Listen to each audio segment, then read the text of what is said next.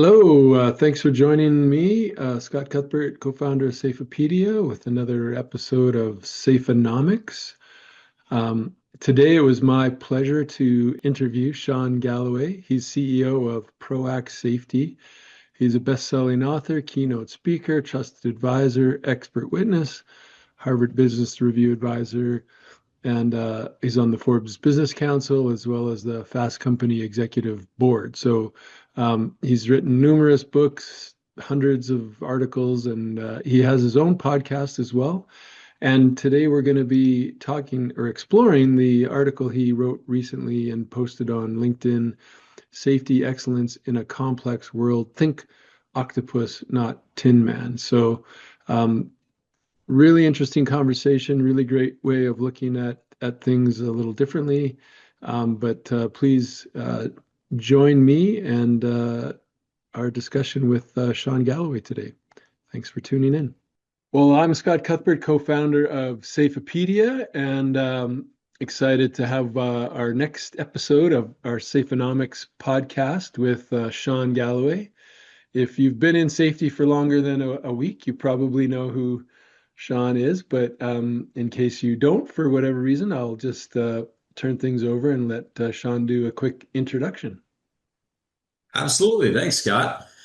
I'm privileged to serve as the CEO of Proact Safety. Our firm was established in 1993 by Terry Mathis, who retired in 2021. I joined the firm in '05, became the president in 2009 and CEO in 2021. Really, we focus on organizations that are on the journey to truly pursuing safety excellence. And that revolves around building capacities in five key areas. It's what I call the five capacities for safety excellence. So briefly on that, it's the system capacity. So making sure we have the right systems for the prevention of harm, but also realize mistakes are normal in a complex environment. Things will deviate from plan. So you have to have the recovery capacity in that. So system capacity, then we need leadership capacity. Are we setting our leaders up to make the correct decisions? And are they aligning people to the performance, not just results expectations? And are they seeking out those deviations before they turn into the unwanted events? Engagement capacity. Do people see value in the things we're doing to advance safety? And are we creating a culture of want to, not just have to? Then that leads us to cultural capacity. Everybody has a culture and everybody has a safety component of that culture. It just may not be the one that you want. So we're intentional about the culture that we want. And then finally, strategic capacity. Does the EH&S or the safety strategy support the trajectory of the organization versus competing with the production goals, et cetera? So with that, I'm privileged to work across all major industries, and I've kind of become, over my 20, 30 years, human benchmark. I get the opportunity to work in all different environments, and very fortunate also to, probably like you, Scott, love what I do. So happy to be here to talk with you today. Great. All right. Well, great introduction and background, Shawn. Really appreciate that. And today we're going to be discussing an article that you published recently in November on LinkedIn, Safety Excellence in a Complex World. Think Octopus, not Tin Man. So maybe before we get in, we could just set a little bit of context for the article that we're going to explore today. Yeah, so contextually, I've been fascinated by octopus for many, many years, and they are one of the most adaptive creatures on the planet. And I came across this particular article. So contextually, I already had that. And then I came across this article in the most recent edition of Harvard Business Review. And if you even if you haven't subscribed to HBR, it's a fantastic and it'll probably be a game-changing article if you read this. And what I read in there has been, I wish I could have been privileged enough to have had the same experiences, write that article, because it fits so many things that I've had frustrations with organizations. It fits so many patterns that I see of companies that are attempting to improve safety. And it was it was essentially a playbook about how the industry needs to do safety differently. There's been a lot of debate about the safety differently, and a lot of people are thinking differently about things. And all progress does begin by thinking differently.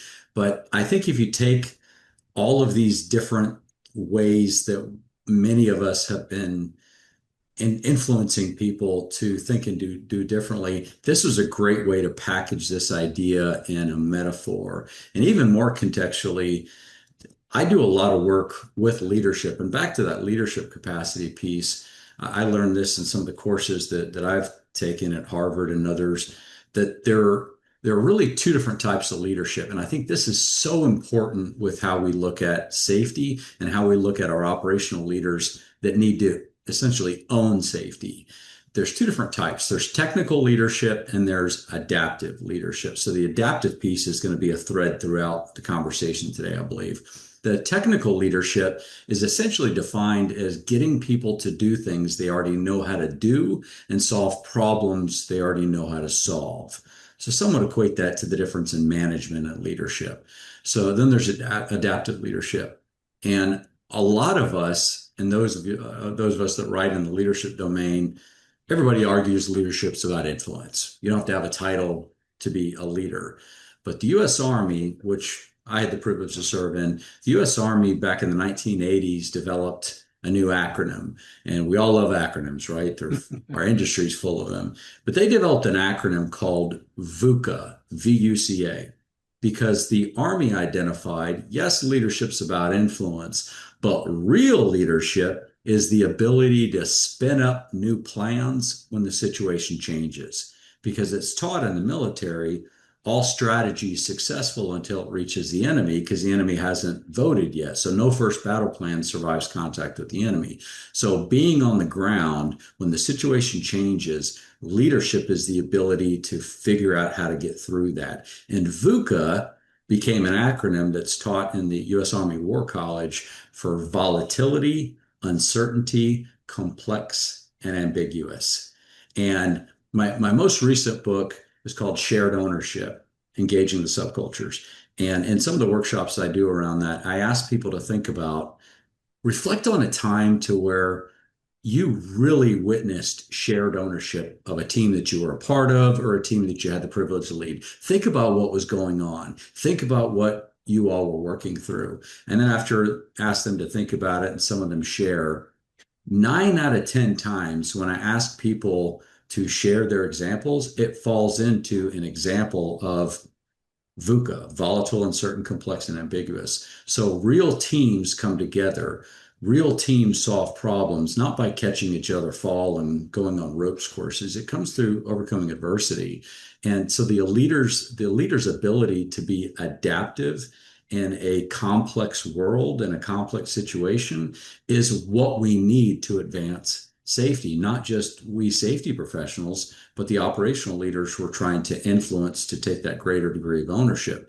So contextually, I had a lot of these experiences, a lot of things that I'm working on. And when I came across this article, it sang to me that this is exactly a great way to think about how we need to influence a change in thinking within our profession, but also how our profession influences the operational leadership. Right. So on that note, and to dig in a little bit deeper, what from your perspective, like what are the most common blind spots safety leaders have when it comes to moving from that rigid Tin Man model to the more octopus-like approach?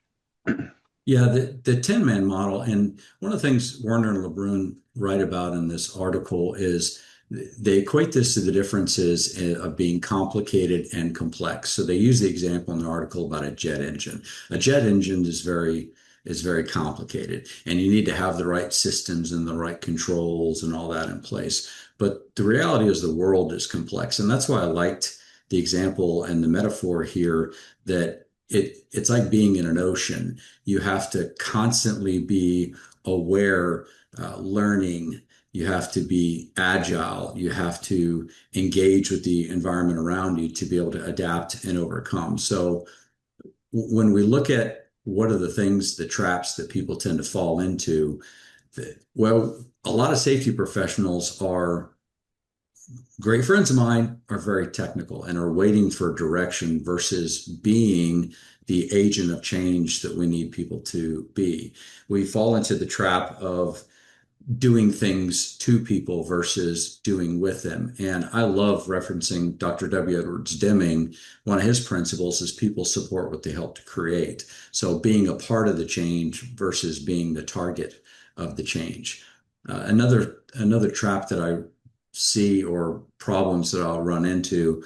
I started doing this about 17 or 18 years ago. It was at a safety conference, and somebody in the audience of this workshop that I was leading came up with a great idea on how we could measure things differently in safety. And this was years ago when we were talking about moving past leading indicators to what I call value-based indicators. I've called them transformational indicators. So you're measuring the value derived between your action and your result.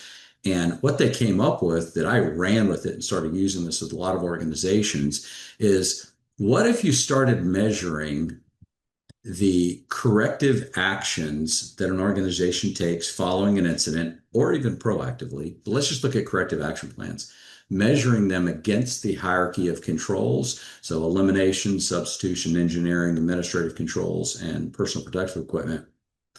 Well, we started doing that. We started measuring that, the corrective actions, and 80%, so Pareto is 80/20, 80% of them fell into putting more administrative controls on people. So it falls into this furthering, even though we know that the policing approach to safety doesn't work for engagement, it furthers it though, because we're putting more controls. One control didn't work, so let's put more controls on things.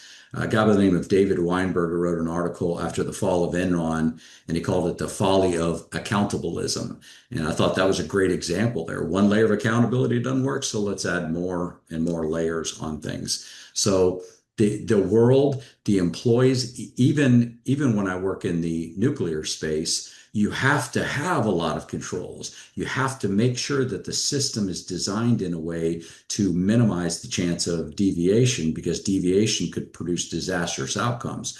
Well, even within that, nobody's coming pre-programmed into the organization knowing how to conduct themselves. Even within that, you have different experience levels, you have different ways of thinking, you have diversity of thought. It's not a matter of just plug yourself in and follow the rules. The world is complex. It's not complicated, it's complex. So how we've been leading safety and how we safety professionals have furthered what a lot of us refer to as the success trap. Haven't had any injuries, we must be successful by how we've measured safety. I just think that we've been going about it with really good intent, but we're still managing it like we need people to fall in line versus being out there in the human organizational performance world. We talk about it, the sharp end of the stick, where the work is being performed.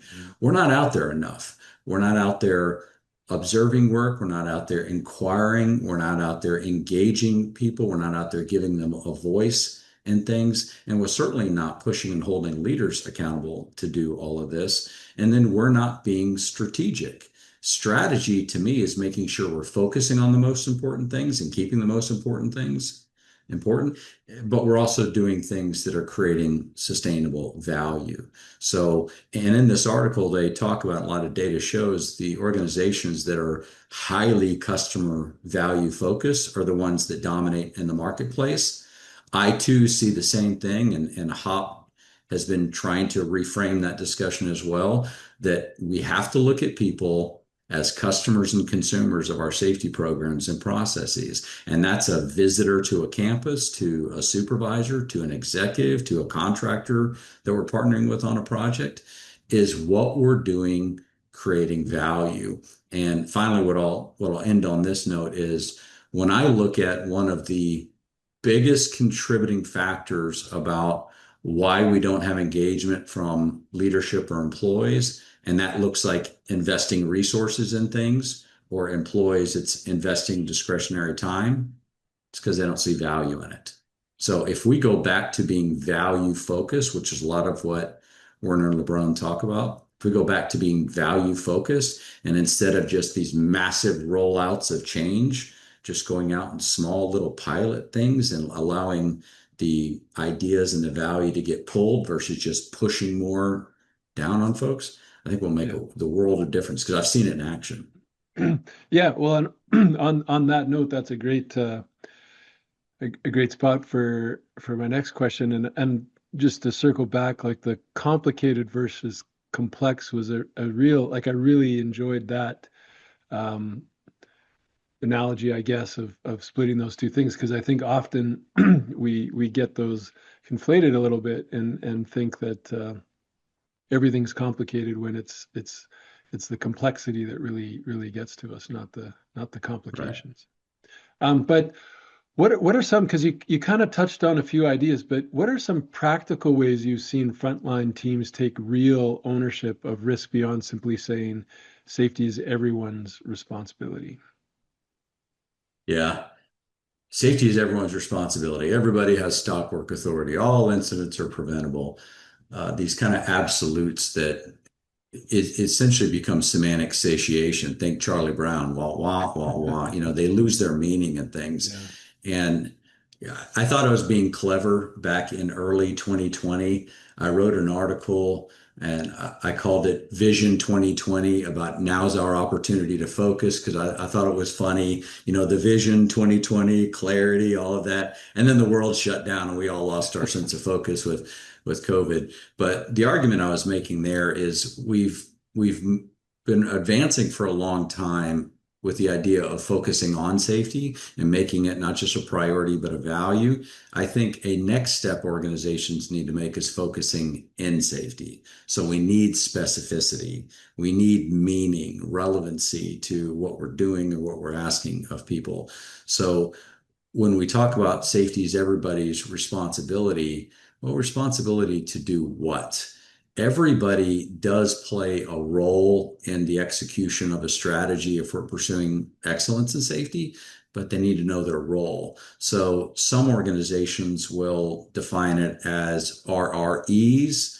We refer to it as RRRs. It sounds like pirate speak, but that sounds like roles, responsibilities, and expectations. We like the roles, responsibilities, and results. So, Scott, your role is a safety communicator. Well, here in the States, people think of a great communicator. They think about the previous President Reagan. He was referred to as the great communicator. So that's how you're perceived.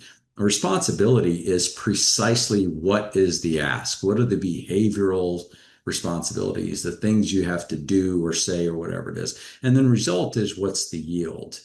We want to hold people accountable for their responsibility, but what do you hold them accountable for? There has to be a performance base on the accountability, and there has to be a results base. But accountability too can be quite punitive if it's we didn't get the results we wanted, banging fist on table versus Scott, this is what we asked you to do this. We asked you to do this twice a week. We're in week 3. You've done it 6 times. This is fantastic. Great job. So you need balanced accountability. So a tactic is we need specificity in this, but we also need to look for ways to where we can reduce the demotivation. We kind of a joke in ProAct safety that most people wake up motivated, they go to work and it gets beaten out of them throughout the day. So what do we need to stop doing? And they wrote about this, the authors wrote about this as well in their article.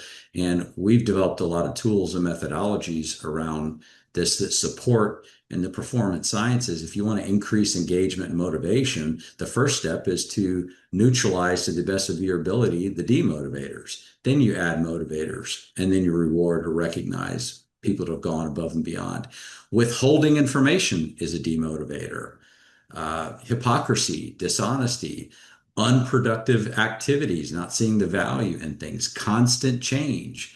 And most organizations, change is the only thing that's constant, but when it produces change fatigue, or people are in a state of transitional confusion, those demotivators and incentives, rewards, all of those things are rarely going to be as effective as the demotivator. So step one is identify what are the things that even unintentionally we might be doing that demotivates the very engagement and motivation that we want.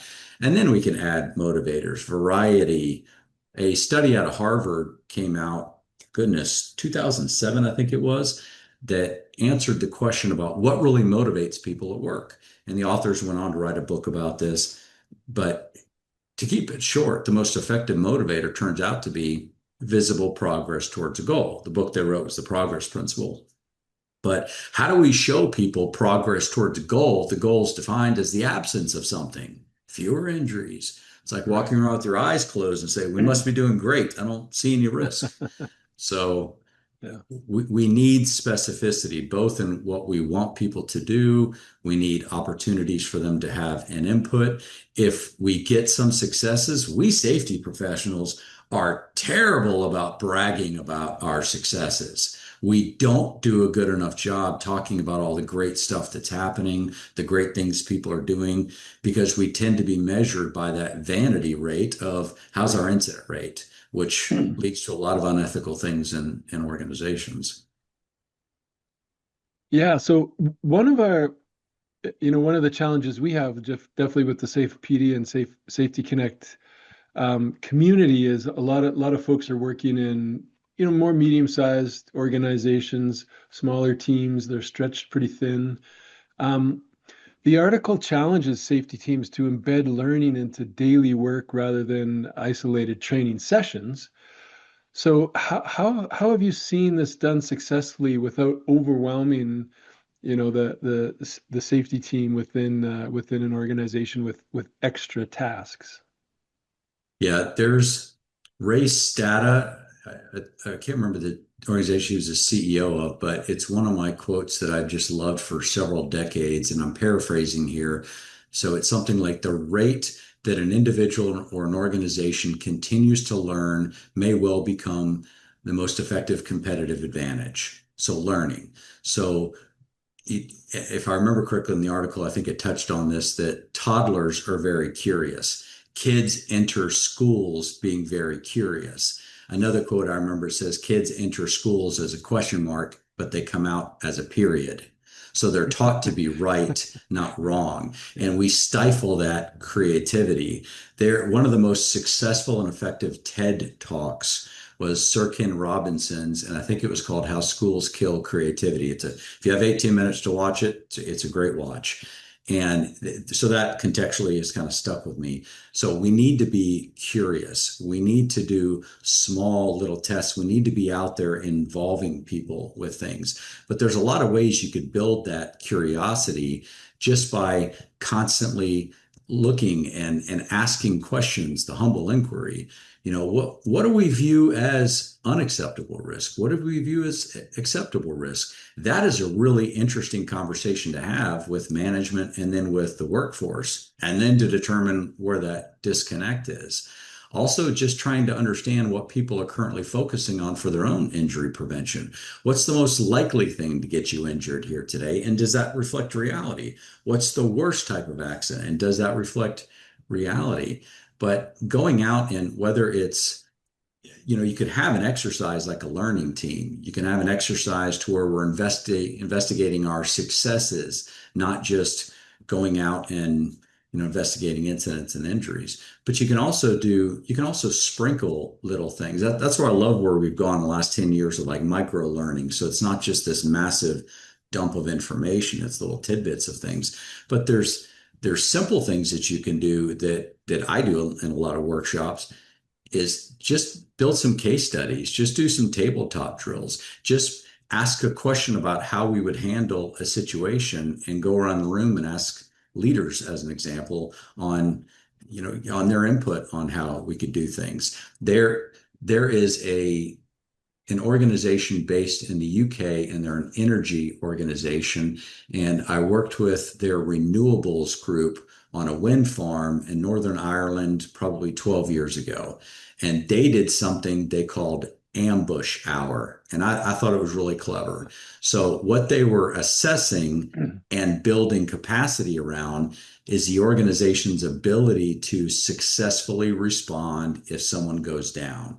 So rather than just having a training event, a lot of people learn more by doing. So very secretively, they would show up on a job site with permission from all the people that give permission to this. They'd show up on a job site and they would quickly stage a scenario where someone has gone down and they place a dummy in a certain area, and over the radio they would make the call, and they would sit back, observe, and then later coach how the crews handled that situation to recover from and respond to when an event like this happens. So drills aren't anything new, but just going out, that's what the management by wandering around, the idea of Gemba, the idea of walking the line, the idea of just going out and talking to folks, just engaging them and just being curious, not punitive. That's a really interesting way to approach that task.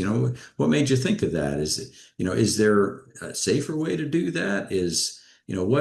What's the craziest thing we have to do in safety? Or has there been anything that surprised you with this task in the last couple of days?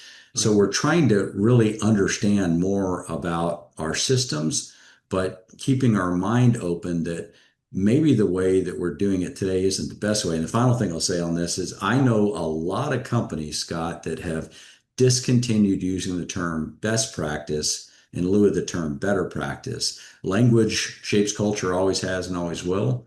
But the reason is they fear if we adopt a best practice, we might stop looking for a better way. And there's always going to be a better way to do things. So Right. they do better practice assessments. They go out and identify what I call good, but not so common practices as a way to learn. So yes, you're putting people in a classroom and learning and exercise and all that is great. It rarely translates into sustainable change, but just constantly engaging the mind and constantly engaging the employee and talking through and thinking differently is a way to start building better capacity in the organization.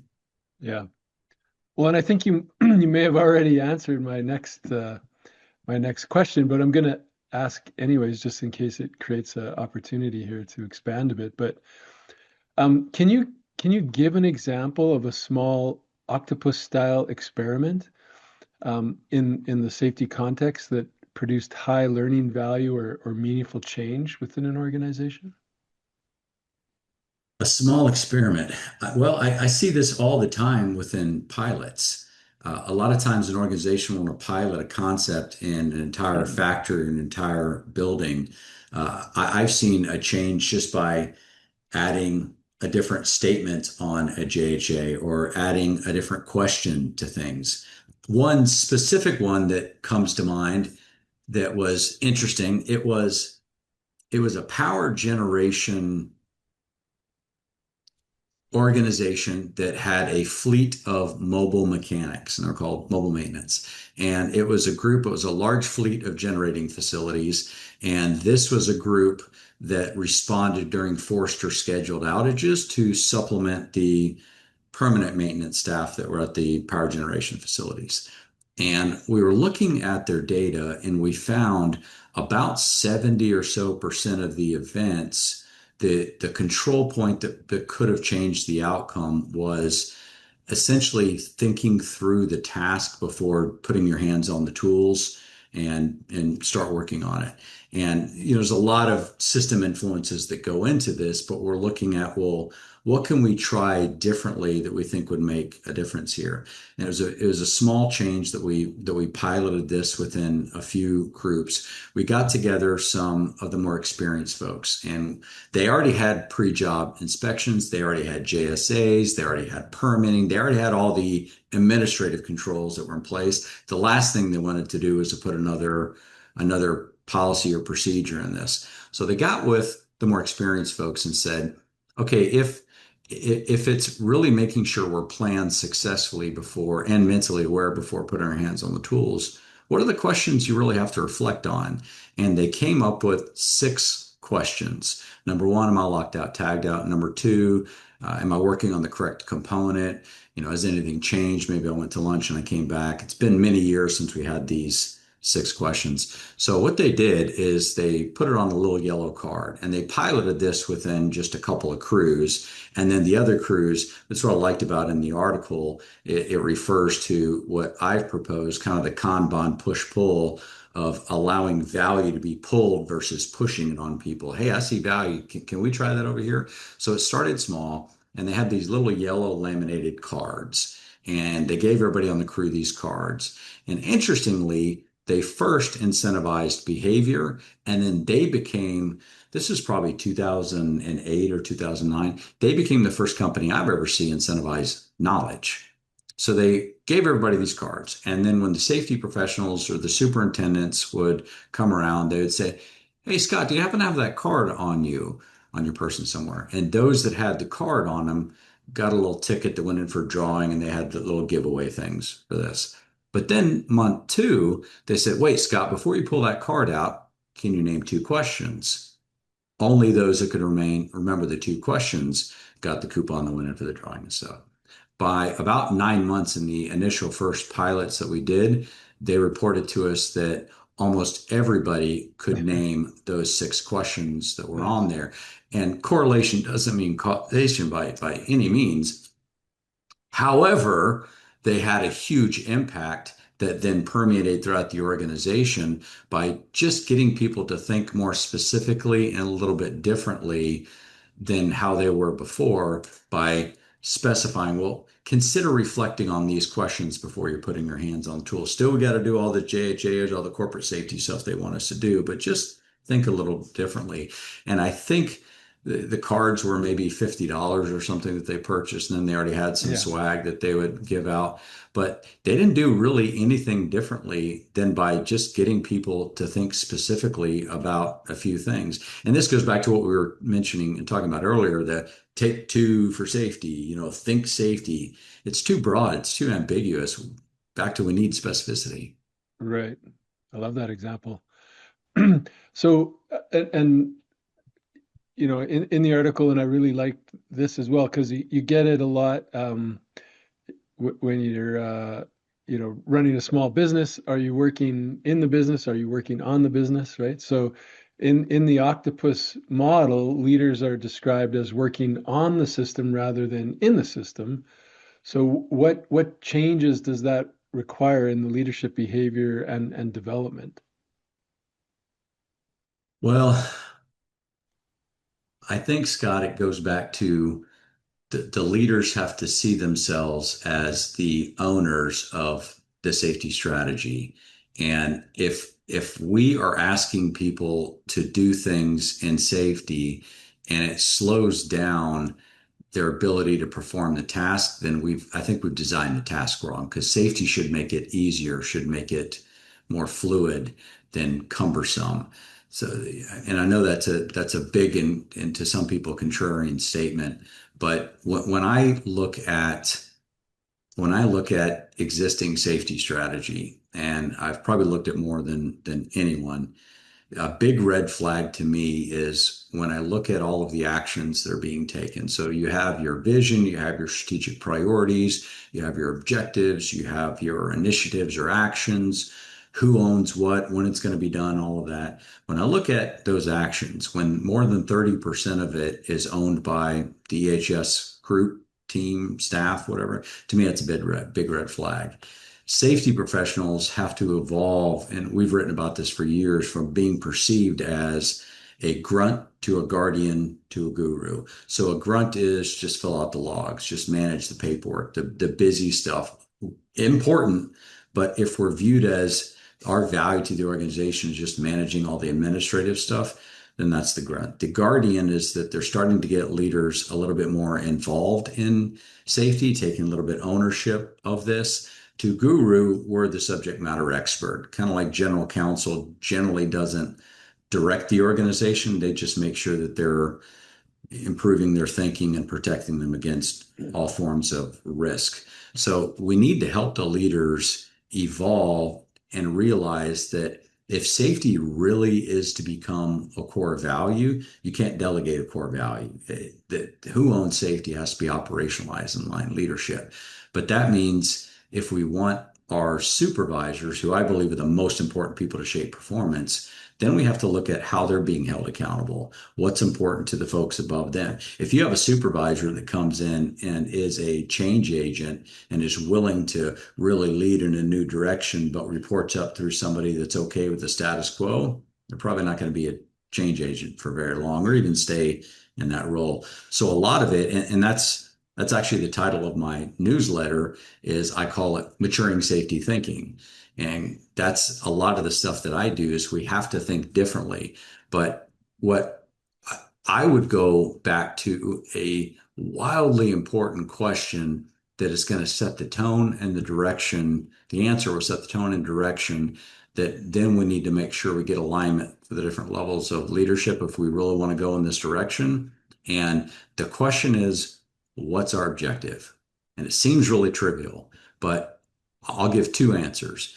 Is our objective, or two potential answers, is our objective to become world class, pursue safety excellence? And then we have to be definitive about, well, by what timeline. We're talking 5 years, 10 years, because you can't do it in a couple. So if our objective is world class, great. Or is our objective incremental improvement over time? Both are important because there's no stasis. You're not standing still. You're either going forward or backsliding in safety. But either way, we're going forward. But as you and I know, if an objective of world class versus incremental improvement takes a wildly different allocation of resources to make happen. And if our objective is incremental improvement, so we're managing expectations, that's fair. Then we have to make sure we're getting people aligned with what those safety roles and responsibilities are. People have to have the competence and the confidence to be those kind of leaders. They need to be willing to be those leaders. They need to be aware. So it needs to be crystal clear what the safety leadership ask is. They need to be able to do those things and they need to be held accountable. And that should be a positive, not punitive conversation. So there's a lot of things that we can do to enable leaders. Leadership development's not anything new. And there's a lot of things like we were talking about earlier we can do around that. But if we don't answer and get aligned at the top of the organization on that seemingly basic question, none of this will work. What's our objective? And then who's responsible for it? Yeah. I love that. And in the article, you proposed a proactive test, like if safety disappeared for 90 days, what would break, right? So what insights have organizations gained from exploring this kind of thought experiment? Because I think that's a pretty interesting way to look at it. Yeah. You know, to be candid, in far too many organizations, almost everything breaks. And by break, I mean people stop doing it. They stop filling out the forms. They stop they stop participating in activities. And to me, that shows that we've created cultures of extrinsic, not intrinsic motivation. People are doing it because of outside factors, not because they see value in it. So once we start looking at what are the things that might break, or what are the things that would continue to persist, the organizations that have created, and again, I use that term, shared ownership, the safety professional has become that guru. They're not the ones that own it. They can actually, dare I say, take a vacation without being worried that they're going to be called on a lot of different things. So I think if we're going to create an environment in an organization where safety could disappear for 90 days and take a 3-month sabbatical, then we need to move people on what I call the engagement spectrum. So you have disengagement and you have engagement. Far end of disengagement is disdain. I want to burn this place down. And then after that, this is in my latest book. Then after that, you have apathy. So apathy is the opposite of love. You know, hate isn't apathy. And then you have somebody that's uninterested. And then you have somebody that's present. And that's right in the middle of my engagement spectrum. Real engagement begins when you get somebody interested in what we're trying to do. That's also the point where incentives stop working. Because if we're short term trying to get people interested and, hey, come to this meeting, there's free donuts and coffee or whatever. So we're incentivizing come to this meeting. But then once we get them interested in what we're starting to do, that's when the intrinsic motivation starts. People lean in, tell me a little bit more about that. And then on the engagement spectrum, goes from interest to buy-in, and people won't buy in until they have the opportunity to weigh in on something. And then after buy-in is willing participation. They're not filling out that form, doing that audit or observation because there's a quota or they have to. They're doing it because they see value in it. And then it's self-ownership, and then it's finally shared ownership. So I've worked really hard creating tools to help leaders try to identify where their people are at on that engagement spectrum, and then try to determine what can we do to move them a little bit further to the right on the engagement spectrum, which is towards that sense of shared ownership. But I think for the back to your, the safety department or safety professional would disappear. I A tactic that EHS teams and people can work on is to be very intentional about your brand. A brand's how you're perceived when no one's around, when you're not around, what people think about you when you're not around, whether it's a product, service, a person, a company, an EHS team. And in a lot of organizations, they have a brand. Sometimes it's they police us for safety versus their coaches or their policy setters, or they have never done this work before. So it may not be the best brand. We need to be intentional and say, how do we want to be perceived?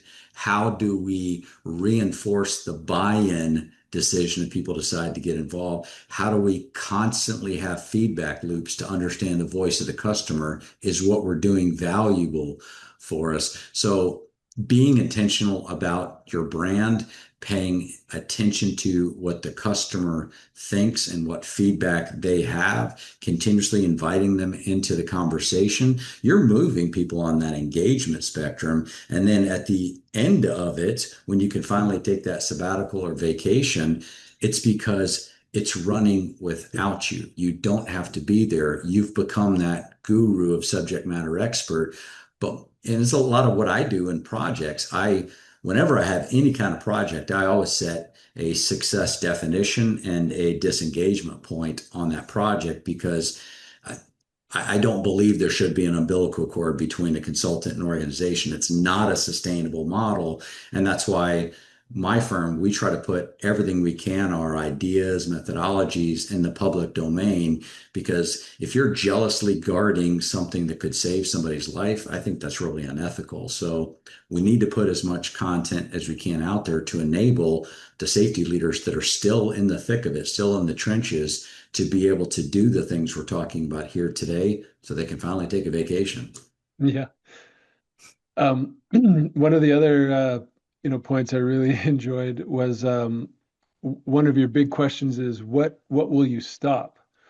And Jamie and I made me think. Jamie and I were working with a customer back in the day, and we were saying we got to focus, we got to prioritize. What are we going to work on?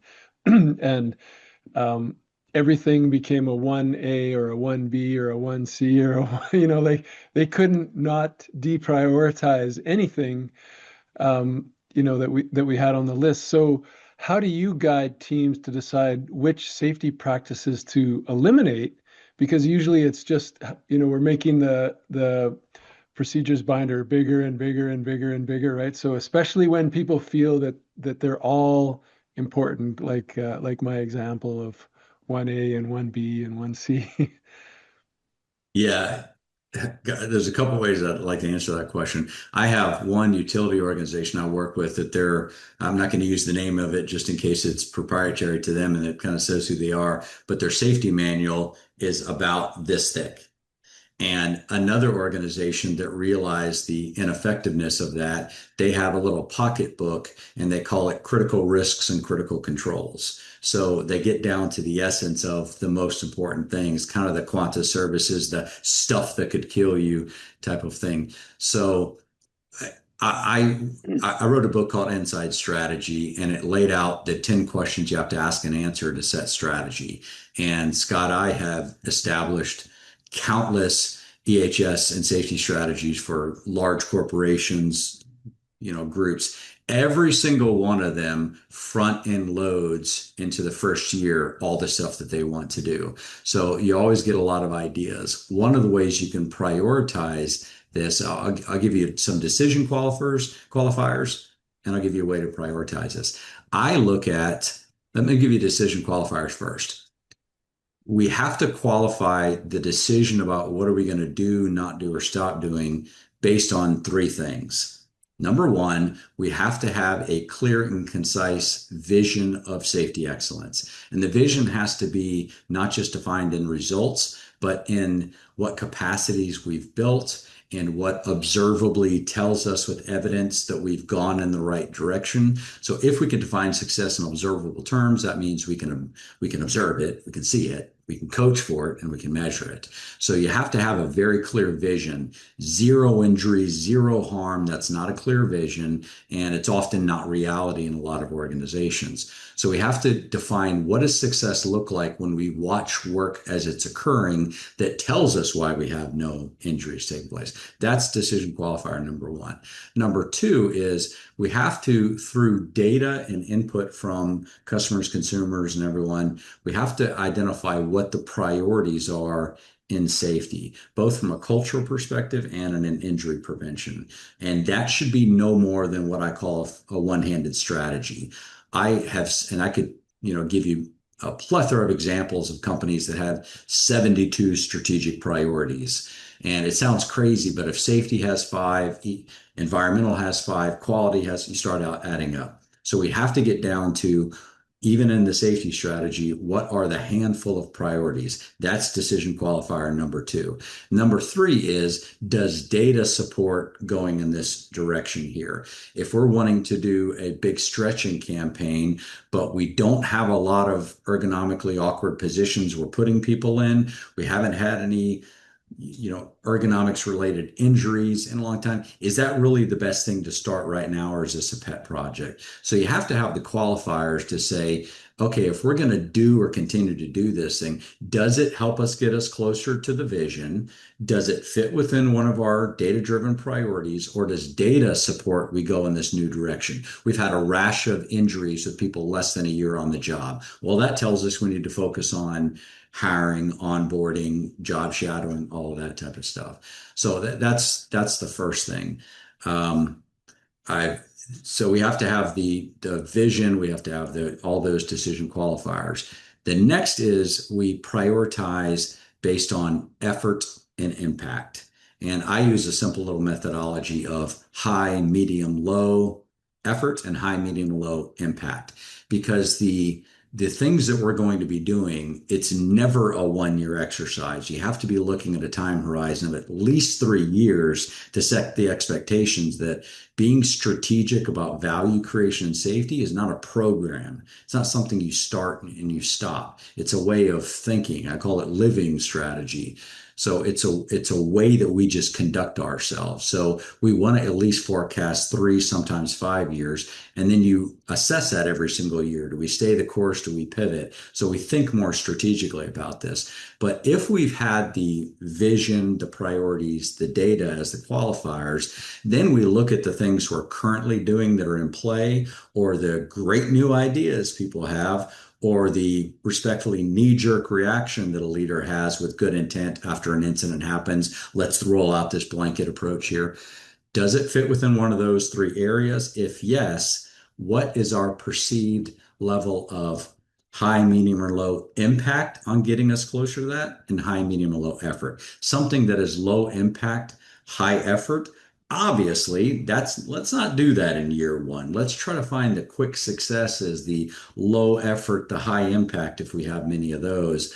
But then as we're looking strategically, and I use a lot of visual tools in rooms when I'm setting this up with organizations.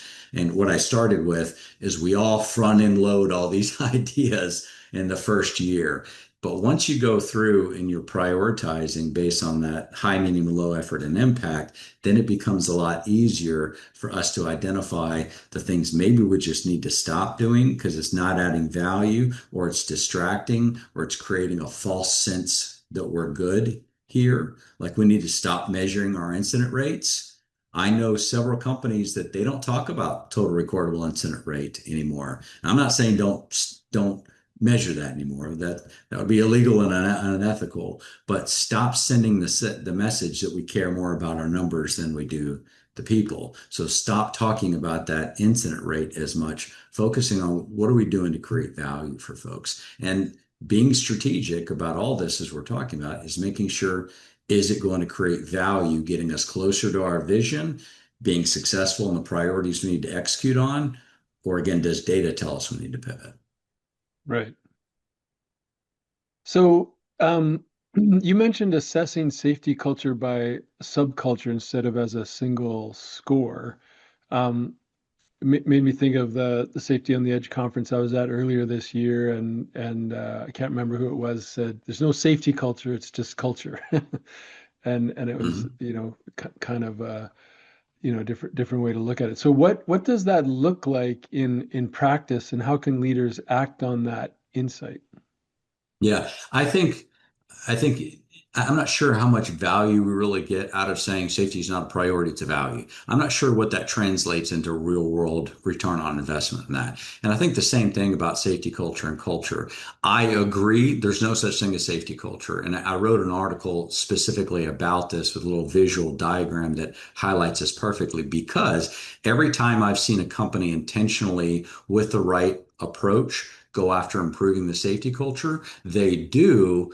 And the point of diminished returns they reach is it's not improving the overall culture. So I agree and disagree.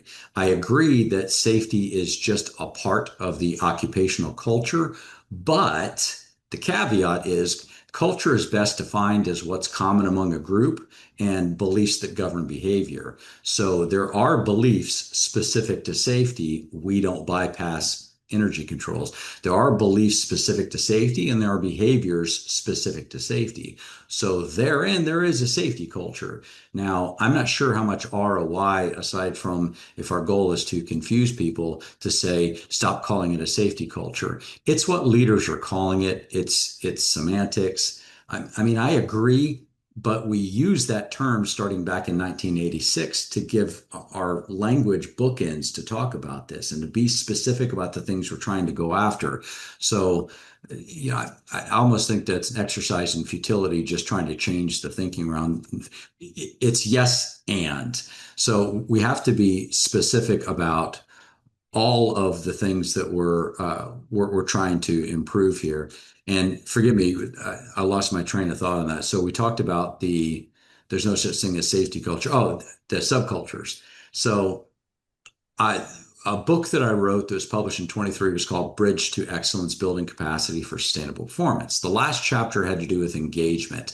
And a leader that I was working with read this and we had a conversation and he was absolutely right. A plant manager can never create an engaged workforce. He's too far removed. And I've long found, and see if this resonates with you, the most important people to shape performance and culture is the first line supervisor. That's that first face of management. And they are management. They're an extension of management, not the workforce. That's where your subcultures form. And if you want to know, or an organizational listener wants to know how many subcultures you have the potential for, it's how many first line supervisors do you have?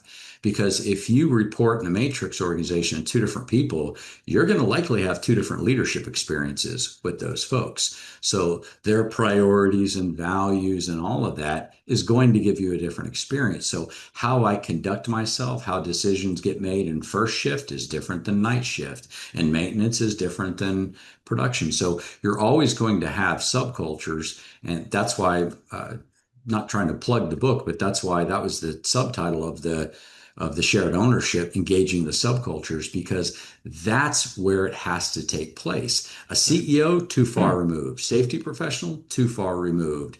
A maintenance manager with multiple shifts, too far removed. It happens or it doesn't happen. You have engagement or disengagement, intrinsic or extrinsic, at that first point of leadership. So that's where you'll often find where some of those disconnects are. We want to have autonomy for leaders to be able to lead with their own style, but we don't want multiple safety cultures. That's where I disagree a little bit. We want there to be a similar ethos in how we think about safety within the organization, but we also don't want everybody to be like the Tin Man and just follow and do as you're told. We can be a little bit flexible with here.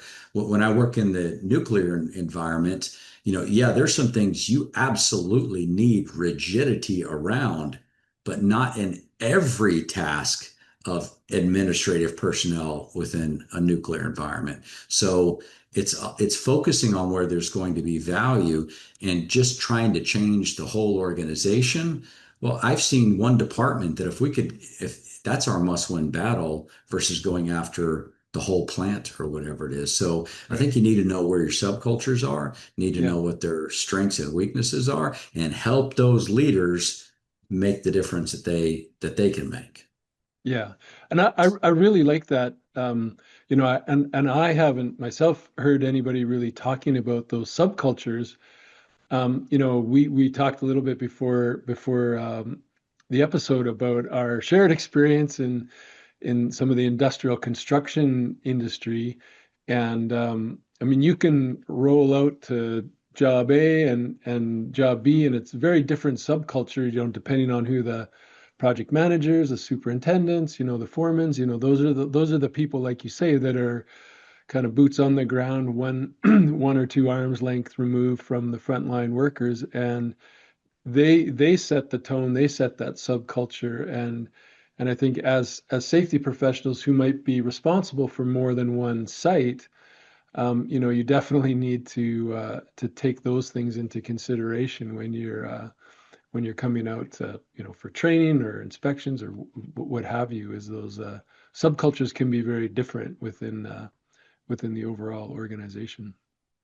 Also, who's the most influential within it? Because in some subcultures, the supervisor is. In other subcultures, it's the person that's been on the job for 35 years that everybody respects, and no one's going to go in a new direction until that person gives the Yeah, silent nod towards things. So it's influence in the air, it's influence by yeah, informal people, and you have to know who the people are that are those that others are going to follow. So we have to pay attention to that.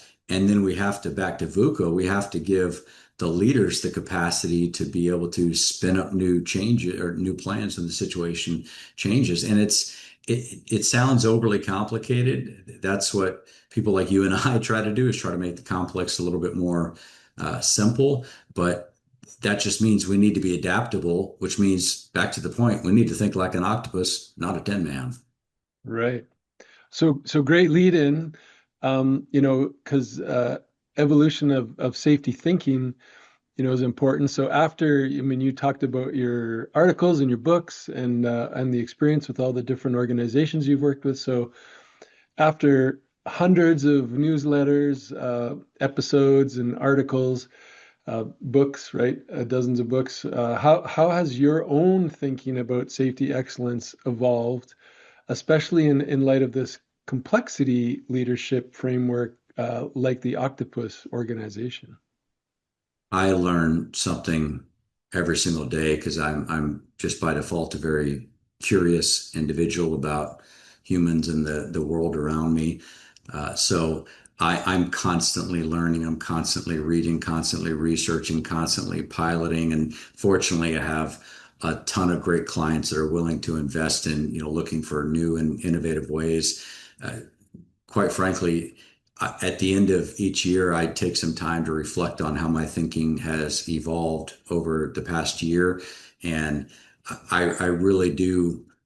I really am proud of the fact of the organizations that I work with and the pilots and the projects that we've run, that they constantly challenge my own thinking. I mean, a lot of it, once you've been doing something like I've been doing for as long as I have, it's pattern recognition. You can go in there and you can identify what the opportunities are. And everybody wants to feel unique. What I regularly find is everyone has a unique combination of the same challenges everybody else is facing. What's unique is how you go about solving Yeah. it. And that's what I find that's constantly rewarding to me, is being able to go into different environments and really study and really understand and work with those cultures to find those innovative approaches. But I remember back in 2019, I was in Australia working with some organizations that were working under the new mandates around psychological safety. And I had read some of Amy Edmondson's stuff. I was familiar with it, but now all of a sudden I'm working in an environment where you have to, by law, have systems in place. And I was pretty naive about that. Now that's on the tongue of many of us in the industry are paying attention and really helping leaders synthesize what that means to them. That was not part of the equation.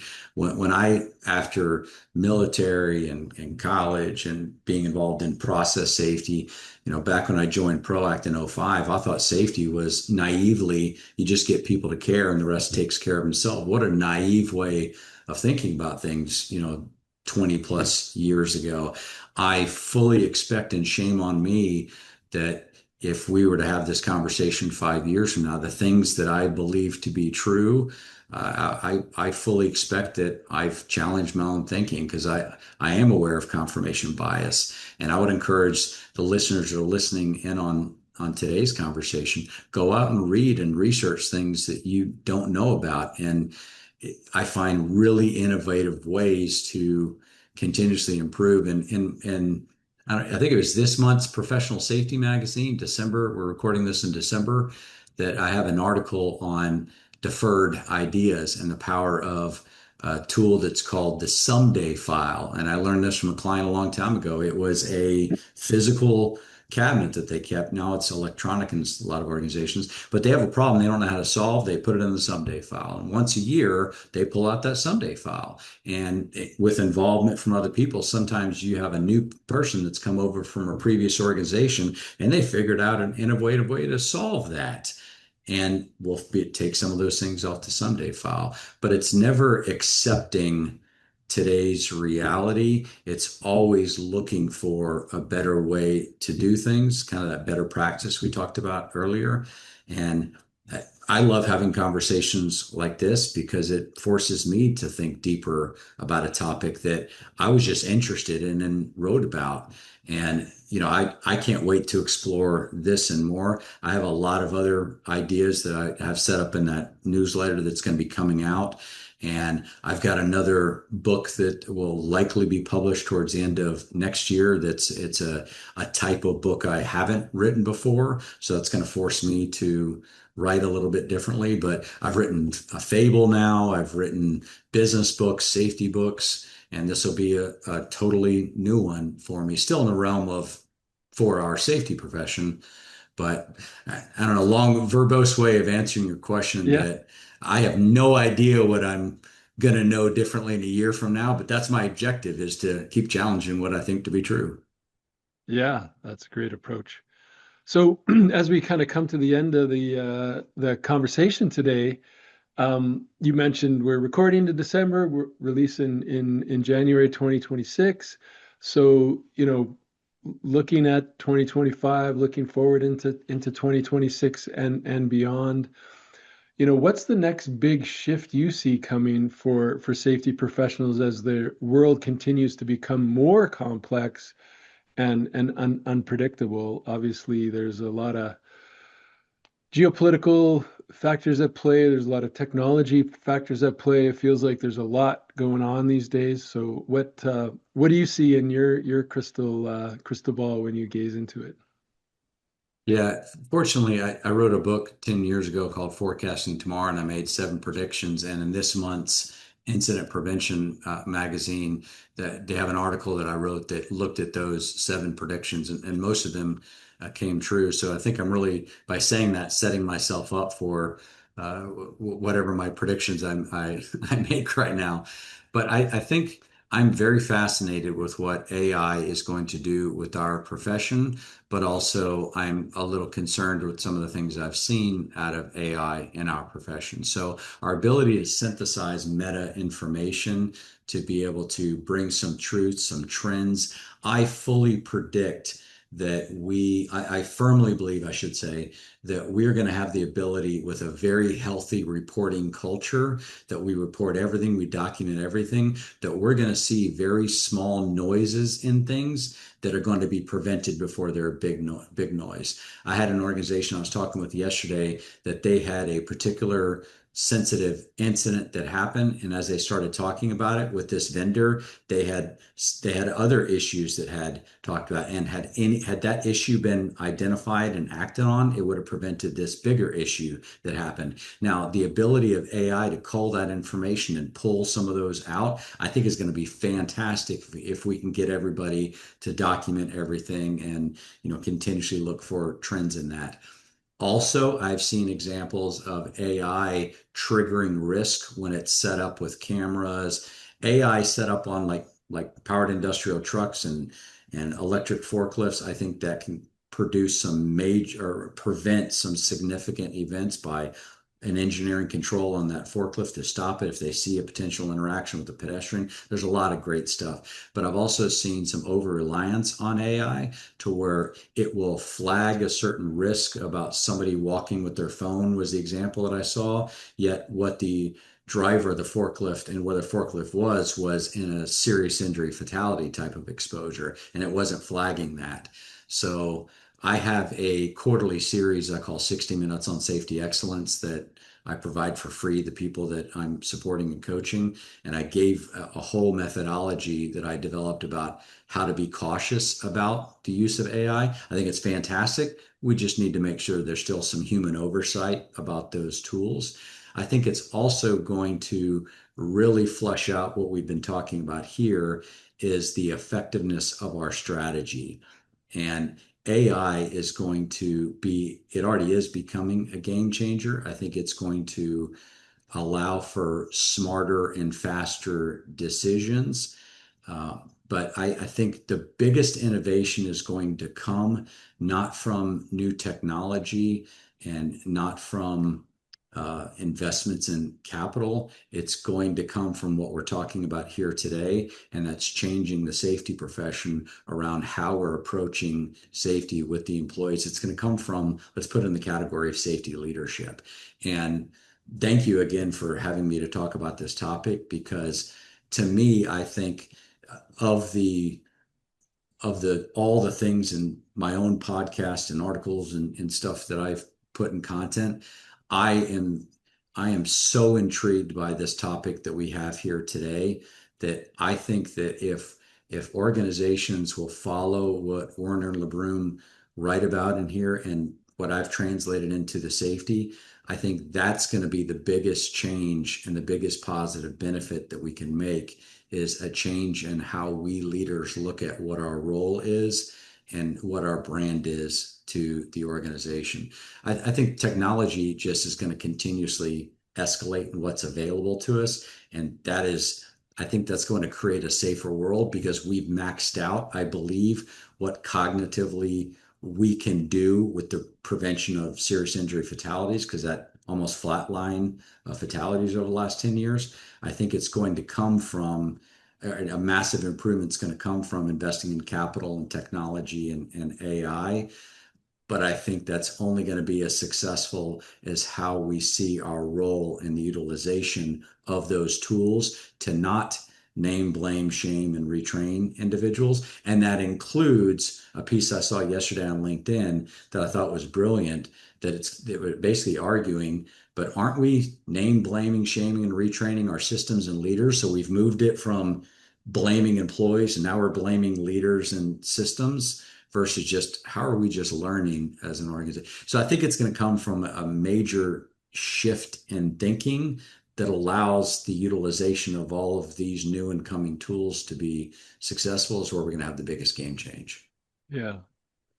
Well, I think that's great, powerful insights, and really, really enjoyed our conversation today. Hopefully, we can do it again soon. But thanks so much for joining us on Safeonomics today, and we'll have your coordinates in the description, a link to the article that we were talking about today. And again, thank you so much for your time. Thank you, Scott. I've really enjoyed this conversation. I would love to be back with you again in the future. Great.